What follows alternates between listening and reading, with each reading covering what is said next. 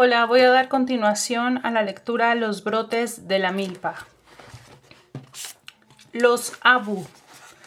Hay relatos que difícilmente podemos considerar mitos. La narrativa mítica supone una explicación de cómo tuvo su origen lo existente en este mundo. Criaturas, piezas del gran aparato cósmico, leyes, costumbres, etc.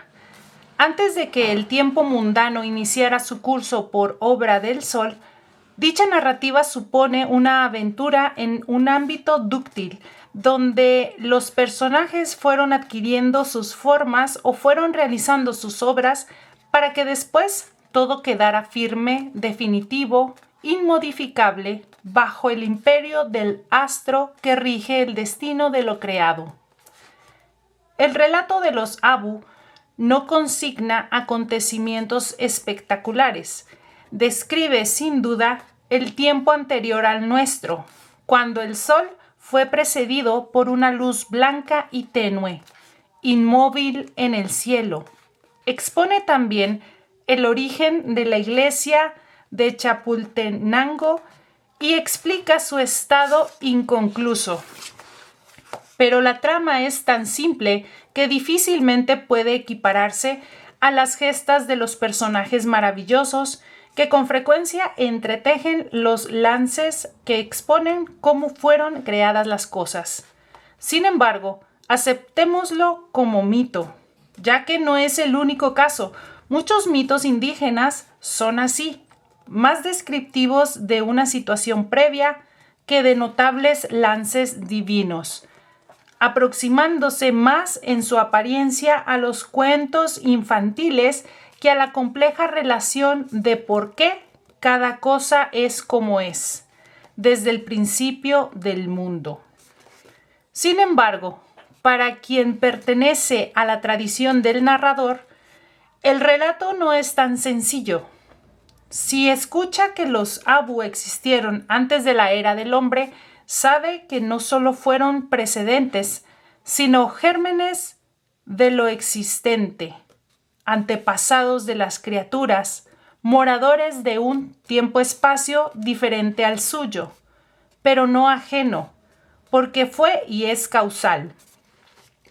Son para algunos zoques los poderosos ancianos, gigantes salvajes y caníbales que habitan en los bosques.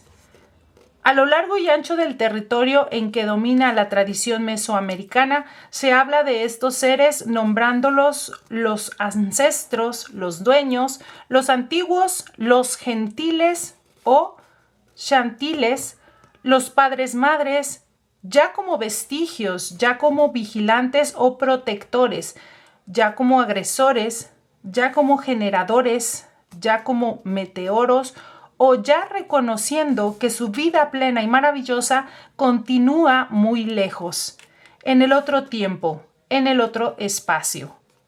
Hay pueblos que los conciben con extraños cuerpos, algunos como hormigas, lo que explica su fuerza inusitada. Hay quienes destacan no propiamente su esfuerzo físico, sino sus poderes para mover y colocar las piedras con puros chiflidos. Pero todos les reconocen la autoría de los grandes edificios antiguos, que por ello se repuntan anteriores a la existencia del tiempo, anteriores a la existencia del tiempo mundano. Los Abu están allá, porque allá es la lejanía. Existen como extranjeros, porque el otro ámbito desborda los confines propios de la tierra. Queda distante de lo humano, de la creación, del presente huidizo que aquí se vive. El hoy, el presente está aquí en el centro, pero la distancia se va encaminando a la absoluta otredad. Los Abu están allá, lejos. Se remontan a Estados Unidos, a Europa, a Roma, a Jerusalén. El relato. Hace muchísimos años, antes de que brillaran en el cielo el sol y la luna, Chapultenango estaba habitado por los Abu. La superficie de la tierra estaba bañada por la noche blanca, con su tenue luz siempre presente, que permitía a los Abu levantar sus construcciones. Vivían bien y se dedicaban a edificar la iglesia. Pero todo cambió cuando el sol y la luna salieron en sus turnos para medir el tiempo. Los Abu tuvieron miedo y, sin terminar su obra, abandonaron Chapultenango para ir a vivir a Estados Unidos. En realidad, los Abu no se esforzaban demasiado para erigir sus obras. Iban a Monterrey y allá encontraban enormes piedras, grandes ladrillos y con su fuerza descomunal cargaban sus materiales y los lanzaban a Chapultenango. Montaron con ellos los muros, también la torre, pero su tarea quedó inconclusa cuando se fueron a tierras lejanas. Allá, en Estados Unidos, los hijos y los hijos de los hijos de los hijos de los Abu de Chapultenango siguen construyendo con su poder e ingenio. Ahora hacen automóviles, trenes y muchas cosas más. Los antiguos se iban a quedar en Chapultenango, pero el sol y la luna los espantaron y prefirieron irse a otra parte. El diluvio. La tradición oral mesoamericana ofrece incontables variantes. El mito del diluvio, cuyo contenido es parte de la gran cosmogonía del cielo y de la tierra, está presente desde la antigüedad para relatar cómo se fue dividiendo el cosmos en sus diversos estratos. Desde el remoto pasado, las versiones eran muchas, según la tradición y la geografía específicas. Después, tras la conquista, el mito bíblico afectó al mesoamericano, contribuyendo de manera desigual, pero en ocasiones importante, con personajes, episodios y sus propios matices de pecado. El resultado fue la enorme gama de los relatos, donde el monumental suceso pudo conservar su magnitud o quedó como simple reseña de cómo tal o cual especie adquirió su última pincelada. El relato. Cuentan los ancianos que hace muchísimo tiempo llovió tanto durante 3 días seguidos que el agua se elevó hasta tocar el cielo. Después amainó y las aguas descendieron lentamente hasta dejar los cadáveres de los ahogados sobre la lodosa superficie de la tierra.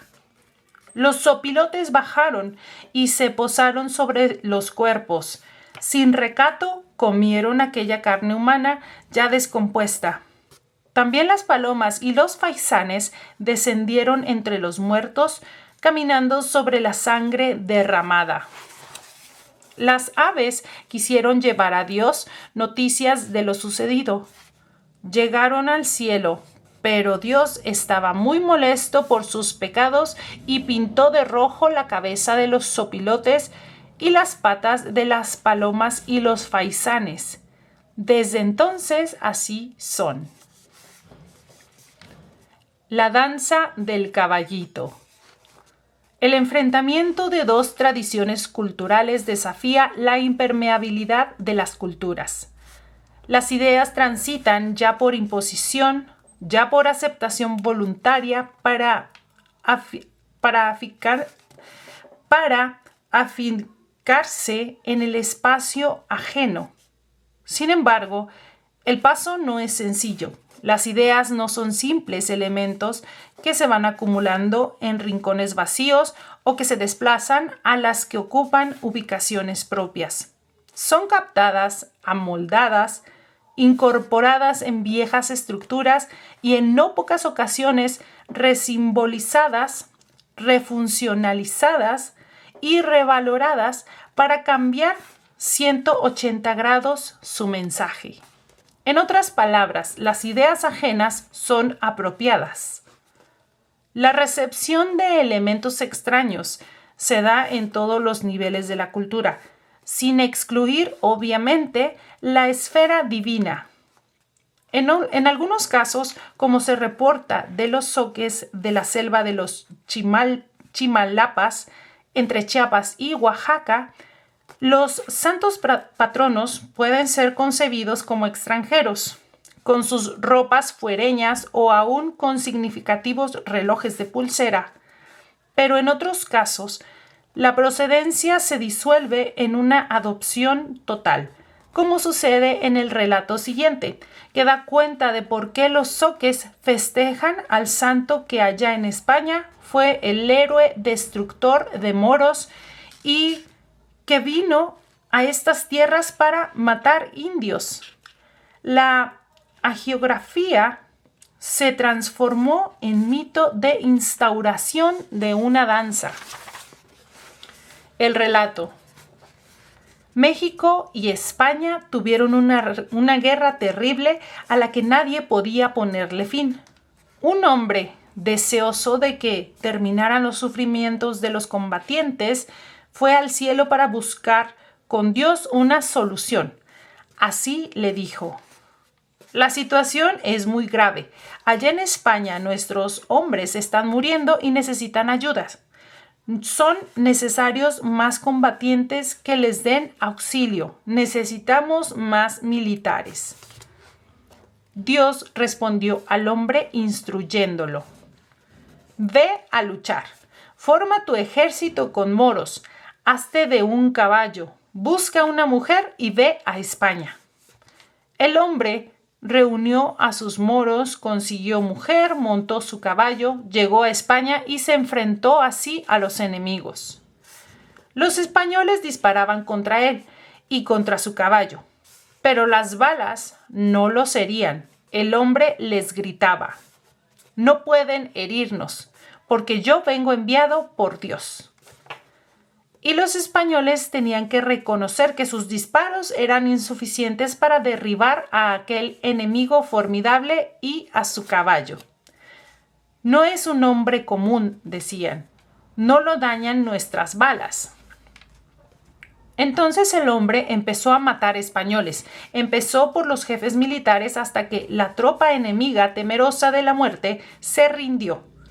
Ya vencedor, se fue al centro de España.